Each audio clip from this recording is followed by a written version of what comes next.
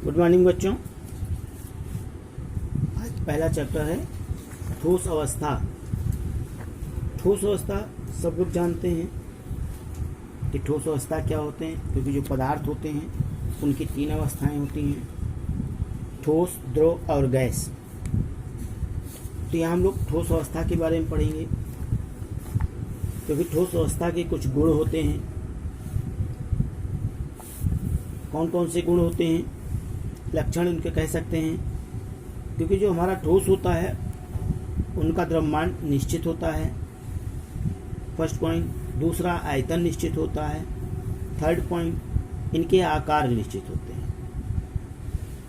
तो ठोस अवस्था के जो लक्षण हैं वो पहला हमने बताया कि द्रव्यमान निश्चित होते हैं, आयतन निश्चित होते हैं और आकार निश्चित होते हैं। दूसरा जो है वो है अंतराणविक दूरियां बहुत कम होती हैं, क्योंकि जो ठोस होते हैं उनके अणु जो होते हैं, मॉलिक्यूल्स जो होते हैं वो पास पास होते हैं। तीसरा जो है, इनमें जो अंतराणुक आकर्षण बल जो होता है या अंतराणविक बल जो होते हैं वो बहुत प्रबल होते हैं, तभी वो आपस में कण बंधे रहते हैं। जितने भी ठोस हैं वे असंपीड़े और कठोर होते हैं, क्योंकि कठोर तो होते ही ठोस।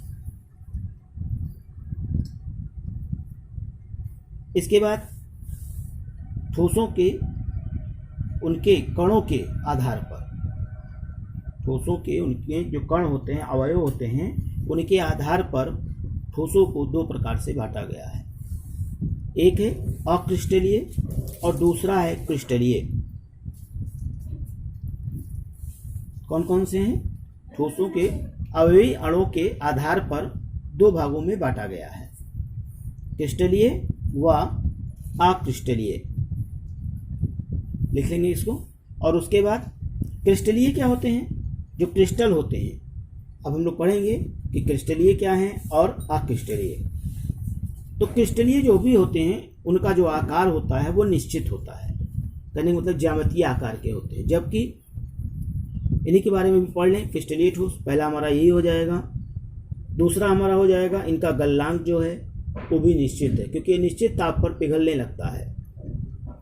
दूसरा, ये जिसको तेज धार औजार वाले से काटेंगे, काटने पर ये दो टुकड़ों में विभक्त हो जाता है और नई सतह सपाट और चिकनी होती है।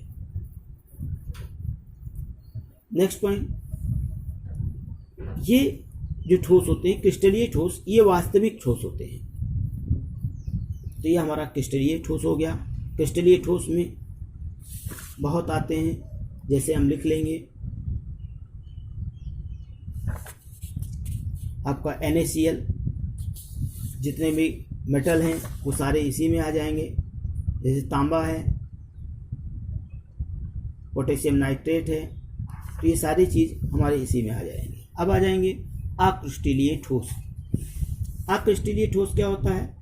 इनका जो आकार होता है वो असमाकृतिक आकार का होता है। इनके ताप से, यदि इनको ताप दिया जाए, इस प्रकार के ठोस को ताप दिया जाए तो वो नरम हो जाते हैं, गलते नहीं है। जबकि हम क्रिस्टलीय में बताएं कि वो पिघल जाते हैं, कहने का मतलब निश्चित ताप नहीं होता है। इनको तेजधार धार से काटने पर ये अनियमित सतह वाले दो टुकड़ों में कट जाते हैं। उसमें हमने बताया था वास्तविक ठोस है, तो ये आभासी ठोस हो जाएगा। तो ये हमारा हो जाएगा क्रिस्टलीय व अक्रिस्टलीय ठोस। क्रिस्टलीय व अक्रिस्टलीय ठोस हो जाएगा। तो ये हमारा क्रिस्टलीय और अक्रिस्टलीय ठोस खत्म हो गया। उसके बाद नेक्स्ट क्वेश्चन आता है, हम लोग पढ़ेंगे कि क्रिस्टलीय ठोसों का वर्गीकरण। अब इनका वर्गीकरण पढ़ेंगे क्रिस्टलीय ठोसों का। तो इनके आबंधों के आधार पर इन्हें चार प्रकार से बांटा गया है। जो क्रिस्टलीय ठोस होते हैं उनमें जो आणविक